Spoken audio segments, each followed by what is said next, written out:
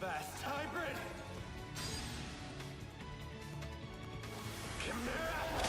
Kraken!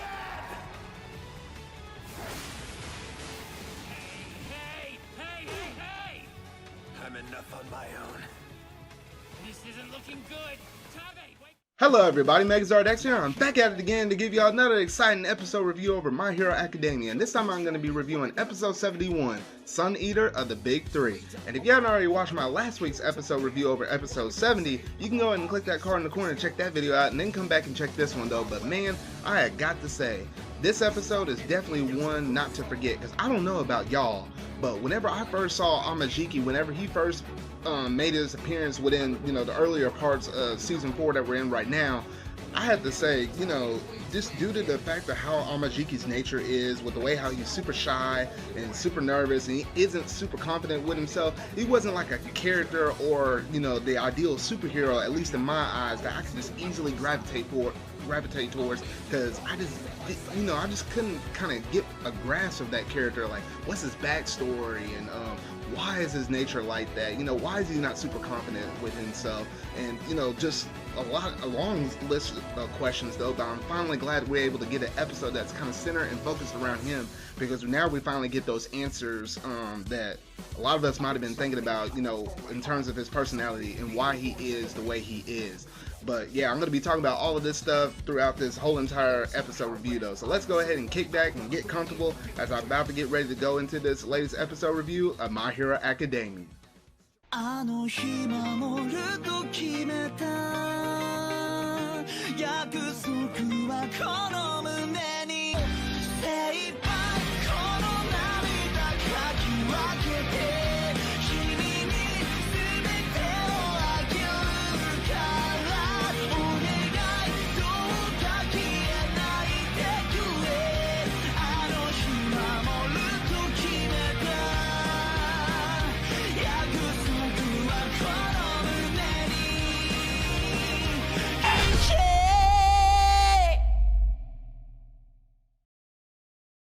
So starting off at the very beginning of the episode, we just get a little flashback story of Amajiki, and apparently, he was transferring into this brand new school during the middle of spring as a new transfer student, and he was essentially super shy whenever he was just kind of, trying to do his little introduction in front of the class, and it was very difficult for him to make friends. He was just kind of very shy, kind of, very reserved, wasn't like a very social butterfly or whatever though. So we kind of just get to see, how his character was, as far back as whenever he was a sweet little innocent kid like that. But he wasn't gonna be able to make any friends super easily though. But then thankfully Togeda was one of the first people that actually managed to walk up to him and was able to actually interpret what Amajiki was saying whenever he was trying to make his introduction to the class. And he basically was able to interpret it to say, hey, I think what you basically were trying to say is you really like heroes. Oh, hey, what's your favorite hero? Oh, hey, you know what? This is my favorite hero. And then, just starting to go down the list back and forth though. But it was at that moment that Amajiki started to have like a little sense of admiration to him, because he was the very first student that actually managed to actually talk to him and, try to make him feel welcome and have that, that good, warm feeling within him, because, it's just due to his personality. He just wasn't able to gravitate or kind of get close to anybody. But, Togeda was just so warm and bright, and this gave himself like a huge sigh of relief. And we saw Amajiki kind of running through that little backstory in the midst of what seemed to be the last tail-ending moments from the previous episode, because now we're back within modern time and transitioning back to the fight that's going on with this raid. The storm raid operation. We basically get to see Izuku, Kirishima, Togeda, Amajiki, Eraserhead, Tsunade, along with a whole bunch of other heroes, as well as some other police force, as they were basically roaming the base. And essentially, the organization was taking a fall for Overhaul's escape, and it was kind of interesting for all the heroes to kind of talk about this. They're like, hey, how in the world do these people kind of know? And they were kind of wondering about, did information kind of get leaked about them trying to raid their base and try in hopes of stopping Overhaul and his plans or whatnot though. But based upon the way how they were reacting, they kind of pinpointed out that they might have knew some little leads that Overhaul might have been telling them, but he didn't tell them everything that was going down. That way, they couldn't like interrogate them or whatever though, but basically have enough of his crew on board to basically take the fall for him, while Overhaul can, manage to grab Airy and, make his way out though. But that was one little interesting thing that they made note of while they were storming the base. And thankfully, thanks to Sir Nodai's quirk, he was able to see the secret entrance that was basically leading down into the underground, where Overhaul and the rest of his closer crew that are associated with him basically lead them down into that underground passageway. And the second that they opened it, they were greeted by 3 other thugs that were ready to jump him. And essentially, we saw this like bug guy this like bug guy that had his quirk, and he basically whipped it out and stuff, and he started to wrap people up and immobilize them like that. And then we get to see Bubble Girl just like blinding people and holding them down and say, hey, look, y'all gotta keep going because we're pressed for time. We're on a time mission now, so all y'all go on ahead, and we'll take care, and and we'll catch up to y'all whenever we can though. So the rest of the heroes just managed to keep pressing forward because they're on a time crunch. And then essentially they were running down these pathways, and they figured out that there was basically a big old wall that was blocking them. And we were like, Sir Nodai was like, wait a second, this wasn't in my visions of what was there. And then Togeda was like, you know what, hey, let me go ahead and have a look at it. And using his quirks, he's able to basically kind of go through all matter or whatever. And he was basically able to peek his head through the wall and see that, hey, you know what, the pathway is still going further down the hallway. So essentially this wall was placed up and kind of throw off our heroes or whatever. And thankfully it was thanks to Togeda's quirk, they were able to pinpoint that out. So we know that Overhaul can basically manipulate matter, like destroy it and rebuild it back up. But to be able to do this, to try to throw him off, man, this is some crazy mess we're dealing with though. But Zuko and as well as Kirishima, they weren't going to put up with this mess. They were basically like, hey, you know what, this wall ain't nothing on us, so let's go ahead and break it down though. And then boom, they came out guns ablazing, swinging, and they knocked down that wall as if it were made out of Legos, and they were starting to push on forward. And essentially we get to see that weird little oddly shaped dude that was that had that mask that was like super short, that had that sort of kind of cloak on, that black cloak on. Anyway, this dude over here took some of that drug serum and /shot it in his neck, and then his quirk started to go into overdrive, and it started to amp up his powers, and he basically fuse his body into the concrete wall / the concrete floor. And I was like, what the heck is this dude doing? Because it seemed like he had like a sort of kind of another Togeda quirk, but no, it was anything unlike that. Because his quirk is basically called Mimic, and it lets him enter objects and control them like he would with his own body. So it was at this point of the episode where we basically get to see the whole entire hallway. It was just kind of manipulating around and just moving around, bending and twisting like a maze. It's sort of kind of like one of those like twisted little haunted house things that you can actually go up to in Halloween, where if someone actually were to spin you around and go dizzy, it seems you like in like one of those like magic rooms where there's like a bunch of mirrors and it kind of trips out and kind of plays with your memory or your vision or whatnot. It's basically like one of those, and oh gosh, that part looks super trippy right there. It actually looked pretty cool though, but yeah, imagine you not being able to have your feet kind of firmly placed. That's basically what was kind of going down with our heroes. So due to this guy's quirk, he could basically create multiple escape routes for Overhaul, for him to escape with the girl, and this could basically be the end of our heroes. And Amajiki was letting this conclusion sink in and letting it take the better of him. Then Togeda managed to snap him out of it, because it was thanks to him just touching his shoulder like that and say, hey, look, we ain't gonna let that happen. You know what, we're heroes for a reason, and you know what, gosh darn, we're gonna get this mission accomplished, and we're all gonna walk out of here safely like that. It was just that another little bit of reassurance, and then relating back with them being childhood friends and like that, just all that stuff that was basically within his mind, in the back of his mind, with him being childhood memories and that backstory that we just figured out earlier in this episode. It just gave him like a sense of calm. So it was at this moment that Togeda decided that he would go on ahead and use his quirk, because he knew that time was of the essence. And there was basically like a series of walls that was, blocked out for them, further down the path. But with Togeda, running full speed and kind of trying to negate the effects of whatever the other person that was manipulating all the concrete with the swaying and stuff of the hallway, he was still running through all of those walls. So he was able to kind of keep going along the original track. where he should meet up with Overhaul, with them trying to escape though. But unfortunately for the rest of our heroes, they managed to get caught up into one of their traps, and basically the dude manipulated the concrete where he created a hole, and all the rest of the heroes basically fell down under and basically were trapped in the room. So this dude basically was taking care of, the police force that was outside, that was following them, that managed to get blocked off. The dude was dealing with them. He basically got the rest of the heroes kind of trapped down low in this one contained cell area, and then you got Togeda kind of pushing off towards the original track of trying to encounter Overhaul and try to stop him before it's too late. So you basically got these three different groups of people trying to do whatever they're trying to do in order to accomplish their goals.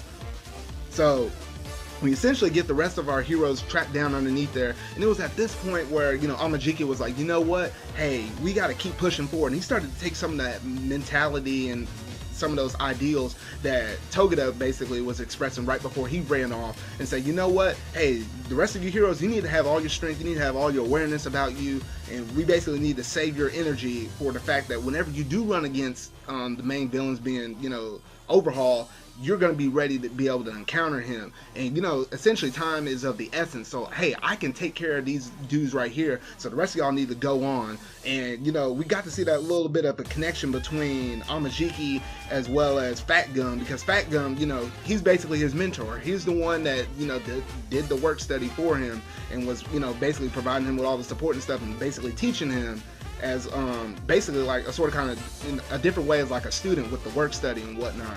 So it was basically kind of tough for him to let go of him and let him try to accomplish this thing for the greater good for everybody on this mission.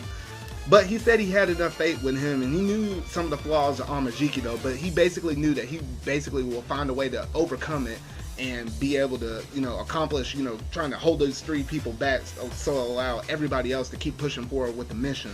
So basically, Eraserhead, right before they were about to leave, Eraserhead used his power to basically kind of stop their quirks, and Amajiki used his tentacles to basically immobilize the people, and Eraserhead managed to knock out one dude that basically had this sort of kind of like a hoodie on or whatever, and he knocked that dude out cold. Like, he let them out for dead for a moment, what it looked like.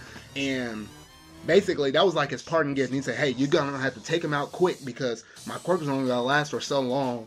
And so the rest of them basically took off at that moment. So Amajiki was basically sizing up the enemy and whatnot, and he was like, all right, well, now I'm going to have to basically knock y'all out, so that way I can essentially catch up with my boys. And unfortunately, it was at this point where Eraserhead's quirk started to wear out. So then you saw this dude that was basically the one that was using like swords or knives or whatever, and he basically popped a knife out of his head to stab the tentacle that was grabbing onto him. And then you saw this other dude busting out in like full crystallization form, and it was like, dang. So basically it was 2v1 because the other dude was basically knocked out cold from Eraserhead, and things weren't looking good for him. And they managed to punch the dude on the head, and it was at this moment we get to see another little transition scene back to another moment in the past. So we're basically brought back to the scene where Amajiki is at UA, and he's outside with his class and whatnot, and this is like that moment where they're basically showing what all the different quirks that these students can actually use and how well they're actually progressing with using their quirks.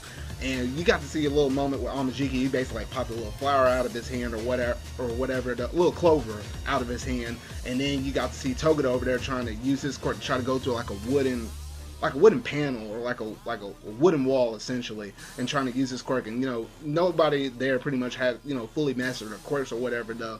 But it was during this moment where Togeda basically told Amajiki, hey, you know what, I basically look for you for inspiration as well, and you also help kind of push me towards my goal of basically being able to use my powers better, to be able to strive to be a better hero. It wasn't just all on Togeda, but no, he saw potential within Amajiki and said, you know what, hey, you might see me like the sun. I think you're basically selling me quite a bit. I'm not quite like what you're basically trying to describe me as though, But hey, if you basically say I'm a bright shining sun, then basically you should be something that's more powerful than that, because I can see the potential within you. And it was through that little bit of a confidence boost that he started to think back and reflect back on. He was able to take that and apply to what was happening in the here and now, and Amajiki started fusing and using his quirk to his full potential at that point. It's kind of similar to a point where Kirishima was able to basically, amp up his power during one of those critical fight scenes earlier on a few episodes ago. And he was basically able to push his power beyond his limits and started to fuse the different elements of whenever he eats the certain foods for his quirk. He started fusing some of those together. So basically he started taking those the squid tentacles and using those as like strong muscles, but then taking like one of those like crab elements as like a defensive shell to kind of help protect protect himself from like a fatal blow that he would have suffered from the dude that basically had crystals shooting out of his body. And basically this new kind of form that he kind of took, he basically called it a bass hybrid chimera kraken. And this dude started swinging, guns a-blazing with everything, because this dude started slapping these tentacles all around the place, and it was getting really difficult for those other two villains to kind of, get anywhere remotely close, because this dude was slapping these tentacles all over the place, and it was just banging them up pretty good from them, as well as, all the walls and everything. It was just very close, very hard for them to be able to penetrate on this dude in order to try to do any kind of damage to Amajiki at this point. So this dude was going in at it, full 100%, OP and everything else though. But then, oh dear, this is where things started to take a turn for the worse, because then, one of the dudes basically said, hey dude, it's time for you to eat. And I guess basically Eraserhead's effect on that dude, whenever he knocked him out for that period of time, it basically wore off. So this dude woke up and he started eating Amajiki's tentacles, because basically his teeth and jaw and stuff is so strong where he's able to basically eat anything. And on top of that, that dude digests his food so quickly that he's able to keep eating and non-stop. And this dude is basically never full. So he was basically eating all the tentacles, and he was basically able to get in super close and stuff. And, things weren't really looking good at that moment. And then Amajiki basically said, hey, you know what? One of the animals I have within me, I basically put some paralyzing effects into one of the body parts. So he said, hey, if I can get him to eat that could basically immobilize him. But then the other dude with the quirk of being able to snatch things or steal things out of anybody else's hands basically took those squid tentacles from him, and essentially they had him pinned up against the wall, and things weren't really looking good at him, good for Amajiki at this point in the game. So their teamwork of 3 as compared to the teamwork of 2 that they were basically doing earlier, it started to really get to Amajiki. So he said, you know what, instead of y'all using all y'all's teamwork against me, I'm basically gonna turn your teamwork against you. So essentially this dude flicked a piece of crystal from the ground that was like right below his feet. It managed to hit one dude that basically was able to blind him briefly, and then while they were fighting earlier, Amajiki actually ate one of the crystals from that one dude's quirk. So he was able to be able to reproduce that crystal in his chest right before the dude punched him for max defense. And he was like, what the heck is going on? And then he was able to punch that dude, and knock him back. And then the other dude that was basically eating his tentacles, he basically took the first dude that was a crystal dude and stuck him in between the dude that would basically eat everything, in between Amajiki. So he couldn't use his quirk at that point because he just had this big old man in front of him, and he basically smashed all 3 of those 3 guys together and basically knocked them out cold. And essentially that was almost the end of the fight though, but it was just weird to kind of see how these 3 guys were basically brainwashed by Overhaul's ideals, and basically said, it was weird just seeing them basically call themselves trash all this time, but they were so indebted to Overhaul, with him being able to pick them off the ground and basically be able to put them to use as trash. So it was basically, Amajiki was basically sort of kind of relating with them, and just how his backstory was and everything else like that. So you just kind of saw like a little bit of clash of ideals, but thankfully Amajiki managed to stay on top, and he managed to subdue those 3 enemies though. So that was pretty much it for the episode though. So overall, I say this was a pretty good, decent way to kind of show how Amajiki's past was, and why he's sort of kind of shy and timid and stuff. But we're starting to kind of basically see him sort of kind of break out of his shell. I don't think he ever 100% fully break out of his shell though, but I think they did a good job showcasing it. And I gotta say, you know, those little moments whenever he was a kid, that was pretty sweet though in itself. And I know some people probably went nuts over seeing him as a kid or whatever though. But overall, I say this was a pretty good, solid episode. It wasn't like one of my most favorite ones, but it was really cool to kind of see them have a sense of urgency, kind of rushing the base though. But I definitely got to say, looking at the preview for next week's one, oh man, we're getting another Kirishima focus episode though. And based upon the last time we got a focus episode on him, man, I'm looking forward to that though. But other than that, this episode was pretty solid, and y'all gotta let me know down in the comment section what all you thought about this episode as a whole though. But that is all that I have for y'all for this week's episode review over My Hero Academia. So if you really like this video, go ahead and hit that like button and that subscribe button and that bell to keep up to date on all things My Hero Academia. So will Kirishima and Factor manage to hold their own against the Yakuza, or will Rappa and Tengai manage to get the better out of them? And what will happen to the rest of our heroes pushing forward? And what awaits them in the darkness of the Yakuza stronghold? We'll have to find out about this and more in next week's episode review called Red Riot. So remember y'all, until whatever video I make next, go beyond. Plus Ultra!